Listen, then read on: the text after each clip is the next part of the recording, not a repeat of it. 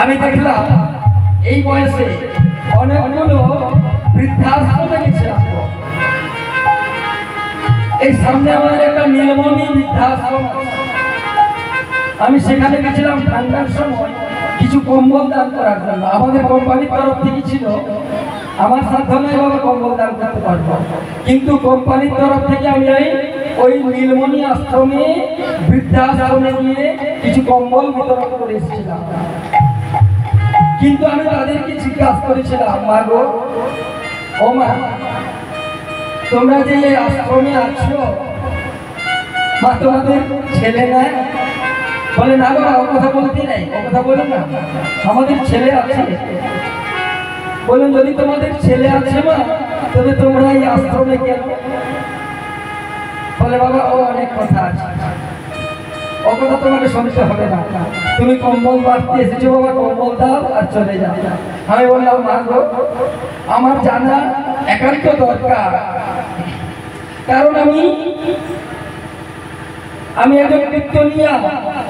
যদি তুমি বলো তোমাদের কথাগুলো আমি ওই আসরে বলবো, আমার খানিকটা সময় কেটে যাবে। একবার বলো না মা, দয়া করে, তোমাদের যদি ছেলে আছে তবে তোমরা এই আশ্রমে কেন আছো? বলে জানো বাবা, আমাদের ছেলে এমন তেমন নয়, আমাদের ছেলে ওই বিদেশে কাজ করে গো, ভালো পোস্টে কাজ করে, তাকে আমরা পড়িয়েছি, দেখিয়েছি, আর বিদেশ থেকে পাস করে এসে সে ডাক্তারি করছে, ফরেন কান্ট্রি থেকে পাস করা ডাক্তার। বললাম না, তোমার ছেলে যদি ডাক্তার হয় তবে তুমি বৃদ্ধাশ্রমে কেন?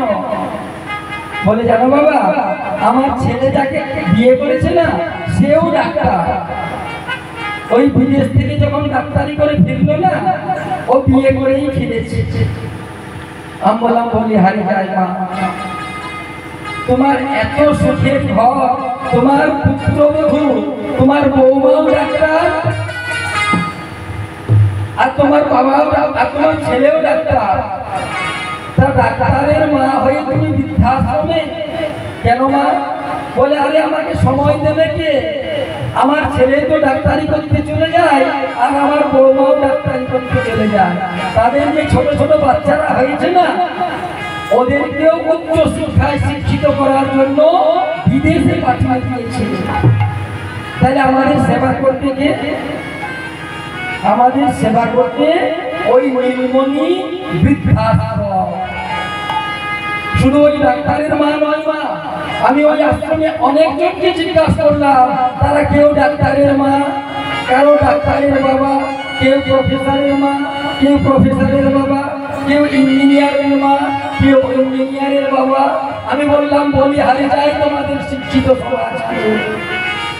হ্যাঁ গো, তোমরা এই জন্য শিক্ষিত করেছিলে, এই জন্য উচ্চ শিক্ষায় শিক্ষিত করে বিদেশ থেকে লিখিয়ে পড়িয়ে ডাক্তারি করার পর আপনাদেরকে ফেলে দিয়েছে এই নীলমণি আশ্রমে।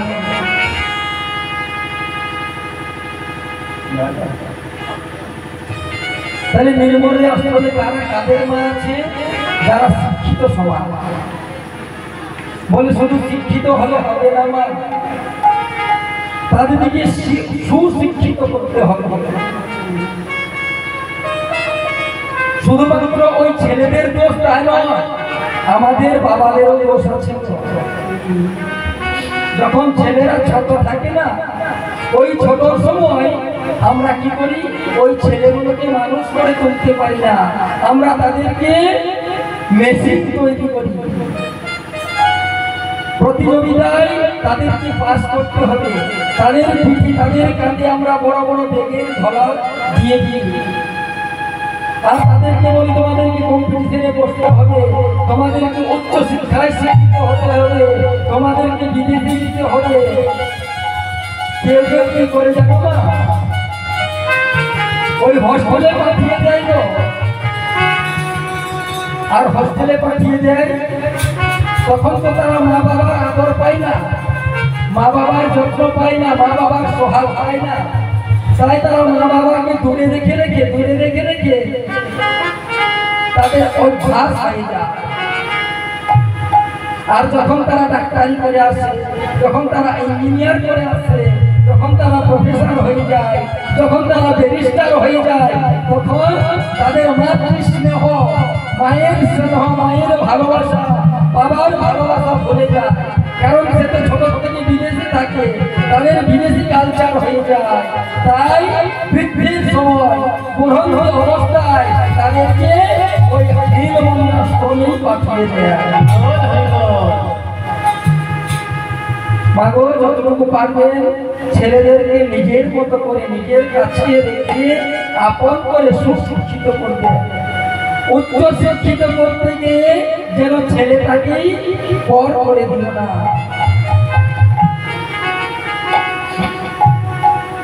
তাই গোবিন্দ আমার হাসছে আর হেসে হেসে বলছে যে বিপদবাড়ি মধুসূদনকে তখনই মনে পড়ে যখন বিপদ হয়। বিপদ না হলে কেউ আমাকে ডাকে না, কেউ আমার নাম নেয় না। যখন বিপদে পড়ে তখন আমার স্মরণ করে, ও মধুসূদন কোথায় তুমি, রক্ষা করো প্রভু, একবার রক্ষা করো। আজ গোপীরা সবাই অধমে চুপ করে রইলেন। বললেন তোমাদের কোনো বিপদ হয়নি, তবে তোমরা বৃন্দাবনের অপরূপ সভাটি দর্শন করতে এসেছো। বৃন্দাবনের অপরূপ শোভা কেমন না, এই যে পূর্ণিমায় দক্ষিণাতে জ্যোৎস্নাময় হয়ে আলোকিত করে তুলেছে বৃন্দাবন, মনে হয় তোমরা সেই অপরূপ শোভাকে দর্শন করতে এসেছো। তাও নয়, যদি তাও না হয় তাহলে কেন এসেছো? তোমাদের লজ্জা করে না? তোমরা এত রাত্রে কেন এলে? যেই না এইভাবে তাদেরকে ভৎসনা করছে। কোন গোপী বলবো ঠিক বলেছে, এ তো রাখাল বাগাল ছেলে, এ যখন খুশি তখন বাঁশি বাজাতে পারে। তাহলে আমাদেরকে তো এত রাত্রে আসা উচিত হয়নি। যারা নরম প্রকৃতির গোপী ছিল তারা এই ভদ্রী দেবীকে বললেন, ওগো ধরা দেবী তুমি একবার দ্বিধা হও, এই শামবাক্য শ্রবণ করতে না পেরে আমার মনে হচ্ছে আমি যেন তোমার মধ্যে একবার পাতাল করব। এই রামের কটূক্তি শুনে একবার মা সীতা এই পাতালে প্রবেশ করেছে। আমার মনে হয় শামবাক্য শ্রবণ করতে পারছি না, আমাদের সহ্য হচ্ছে না। তাই মা ধরা তুমি একবার দ্বিধা হও, আমি তোমার কোলে। কিন্তু এদের মধ্যে একজন প্রখরা সতী ছিলেন। প্রখরা গোপীকে না ললিতা।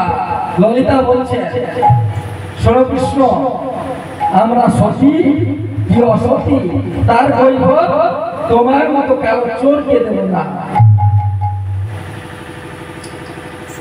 আমরা সতী অসতী বললে হ্যাঁ, তোমরা এত রাত্রে এলে কেন বলো, তার কৈফত দাও। বলো না, ও গোপী কহ গোপী কইছে লাগে গহন বনে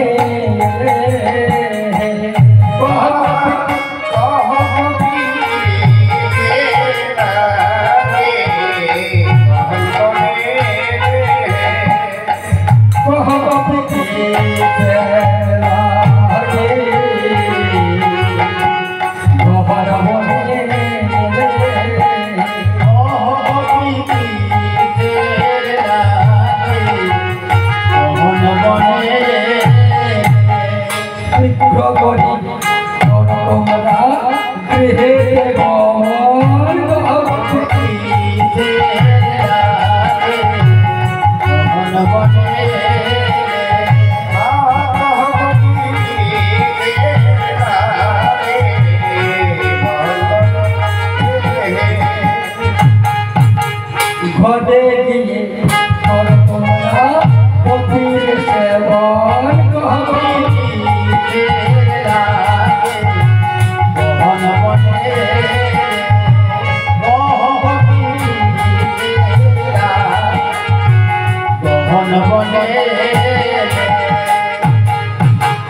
পতির রেখে বাবা বড় ভজে কবি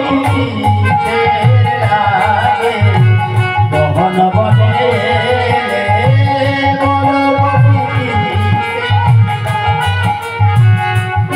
বনে নক্তি সম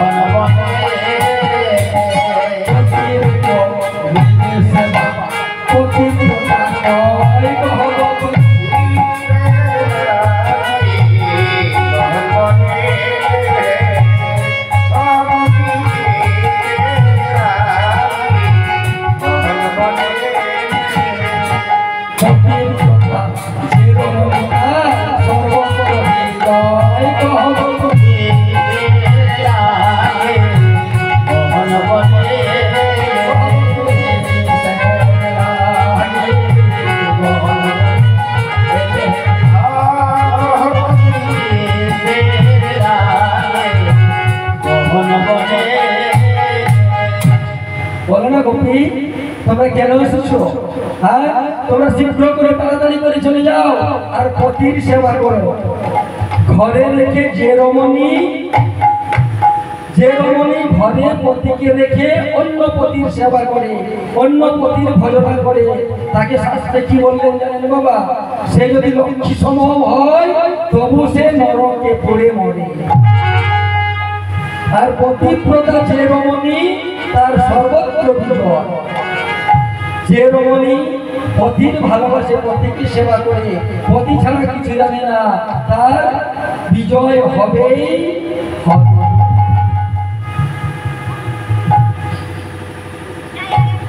তাই আজ গোপী অধবনে ওই কৃষ্ণের দিকে চেয়ে আছে আর বলছে, তুমি কি বললে আমাকে বলোটা, আমাকে কি বলছো? আমি অসতী, আমরা অসতী। যদি আমরা অসতী হয় তবে তোমার মুখে শ্রবণ করবো না। যদি ধর্মের কাহিনী শুনতে হয় তবে আমরা গর্ব ঋষির মুখে শুনবো। ধর্মের কাহিনী যদি শুনতে হয় তবে আমরা ওই ঋষির মুখে শুনবো। কিন্তু তোমার মতো কালো চোরের মুখে শুনবো। তুমি আমাদেরকে কেসে ধরে টেনে নিয়ে এসে আর এখানে অপমানিত করছো। তোমার সেদিন কোথায় ছিল ধর্ম?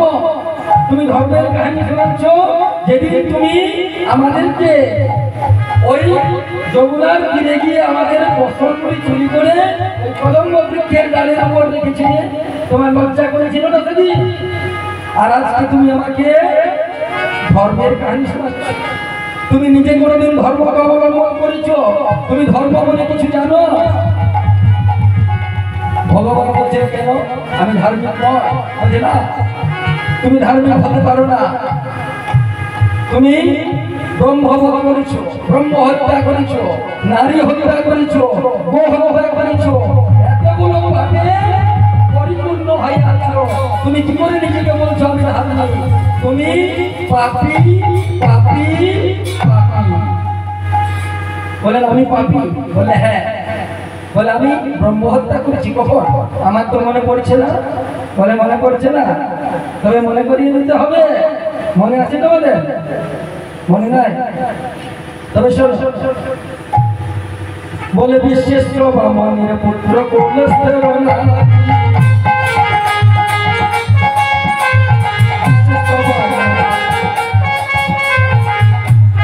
রোহিতে না দিলে তার বংশে জিতে বাতি, রোহিতে না দিলে তার বংশে জিতে বাতি, রোহিতে না দিলে তার বংশে জিতে বাতি, রোহিতে না দিলে তার বংশে জিতে বাতি।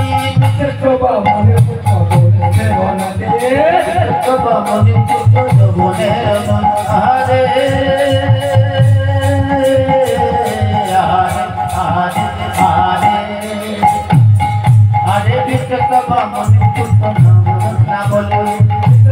মনের পুত্র কৌলস্থের বনাতে, মনের পুত্র নাম রত্না বলে।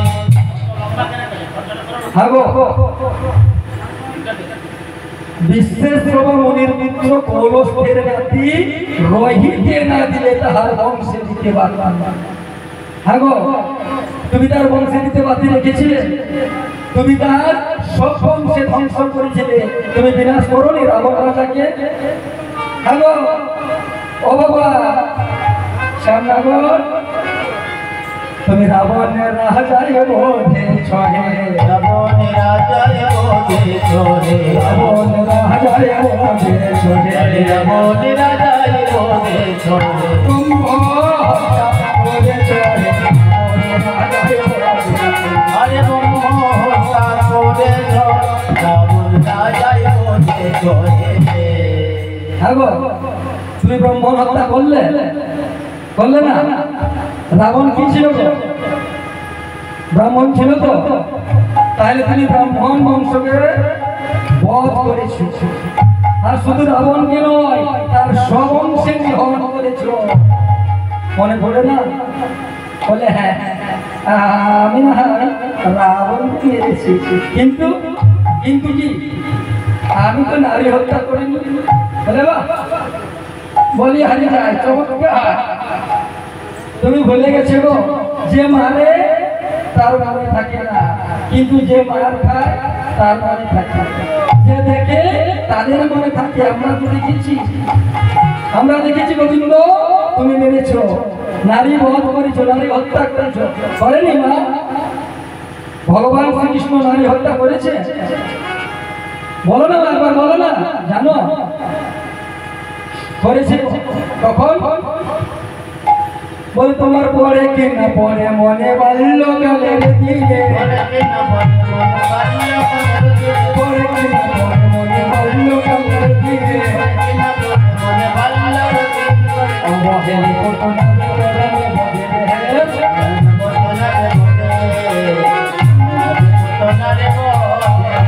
অবহেলে করলে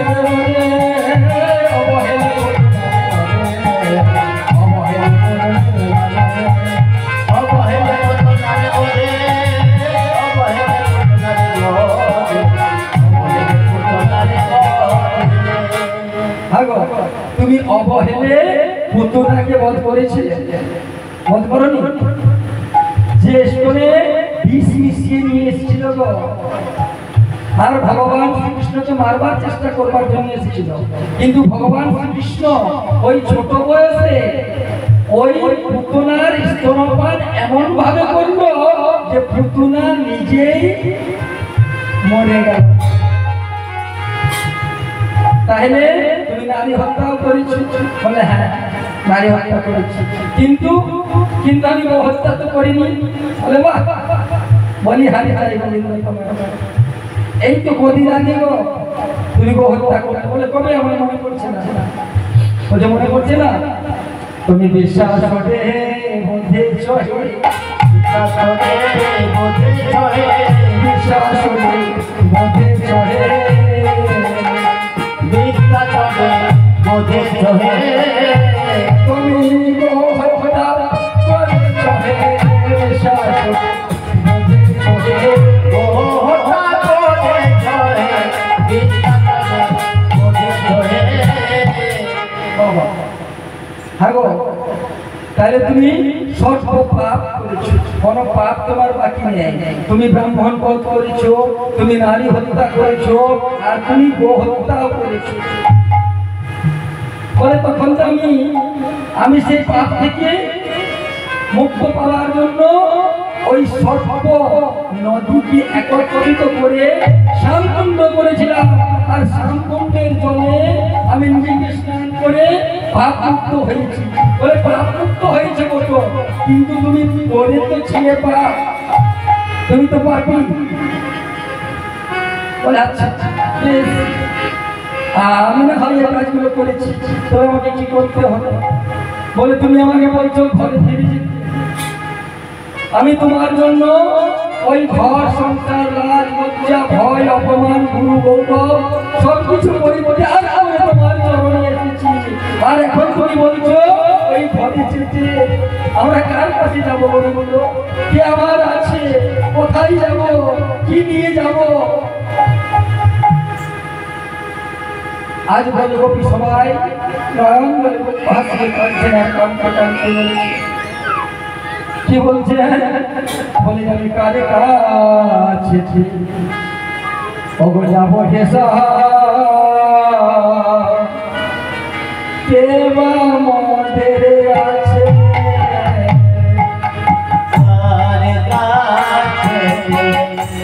বহিছেন কেবা মোদের আছে কার কাছে যাব মহেশা কেবা মোদের আছে हरि कर कासे क्या बोले से के बामोते আবার যার কাছে যাব সে তাই দেখি আমার কাছে যা সদাই দেখি তার কাছে যাব সে তাই দেখি তার কাছে যা সদাই দেখি তোমার চরণ আছে গো তার কাছে যাব মোরা কে বামোতে আছে গো আর কাছে যাব